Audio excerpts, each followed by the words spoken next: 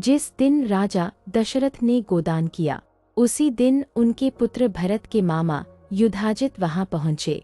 वह भरत को देखने के लिए अयोध्या आए थे, पर जब उन्हें पता चला कि दशरथ अपने बेटों के साथ मिथिला गए हैं, तो वह भी वहीं चले आए। दशरथ ने अपने प्रिय मेहमान युधाजित का बहुत आदर सत्कार किया।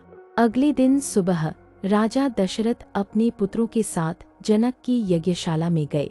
शुभ मुहूर्त आने पर श्रीराम और उनके भाई विवाह के लिए तैयार होकर यज्ञ मंडप में पहुंचे। तब वशिष्ठ ने जनक से कहा कि दशरथ अपने पुत्रों के विवाह के लिए आ गए हैं और वे आपके आदेश का इंतजार कर रहे हैं।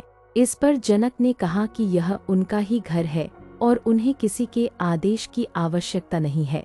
उनकी पुत्रियां विवाह के लिए तैयार हैं और वे स्वयं भी वशिष्ठ की प्रतीक्षा कर रहे थे।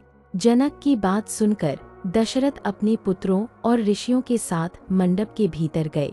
तब राजा जनक ने वशिष्ठ से श्रीराम के विवाह की सभी रस्में कराने का अनुरोध किया। वशिष्ठ ने विश्वामित्र और शतानंद के साथ मिलकर विवाह मंडप के बीचों बीच वेदी बनवाई। उन्होंने वेदी को फूलों और चंदन से सजाया और विवाह की सभी सामग्री जैसे सोने के कलश, धूप पात्र और लावा के बर्तन वहां रख दिए। इसके बाद वशिष्ठ ने मंत्रोच्चार के साथ कुश बिछाकर अग्नि स्थापित की और विधिपूर्वक हवन शुरू किया। राजा जनक ने सभी आभूषणों से सजी सीता को श्रीराम के सामने बिठाया।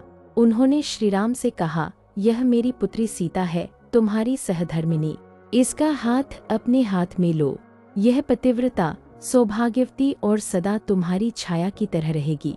यह कहकर उन्होंने मंत्रों से पवित्र किया हुआ जल श्रीराम के हाथ में दिया।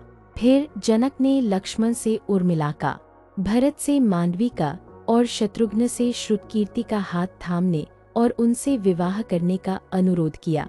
उन्होंने चारों भाइयों की प्रशंसा की और कहा कि वे सभी शांत और उत्तम स्वभाव के हैं। राजा जनक का वचन सुनकर चारों राजकुमारों ने अपनी अपनी पत्नियों का हाथ थामा। वशिष्ठ की सलाह पर उन्होंने अग्नि और वेदी की परिक्रमा करके विवाह की रस्में पूरी की। इस अद्भुत विवाह के दौरान आकाश से फूल बरसे और दिव्य संगीत बजने लगा। सभी रस्में पूरी करने के बाद चारों भाई अपनी पत्नियों के साथ अपने विश्राम स्थान पर चले गए। राजा दशरथ भी उनके पीछे पीछे गए।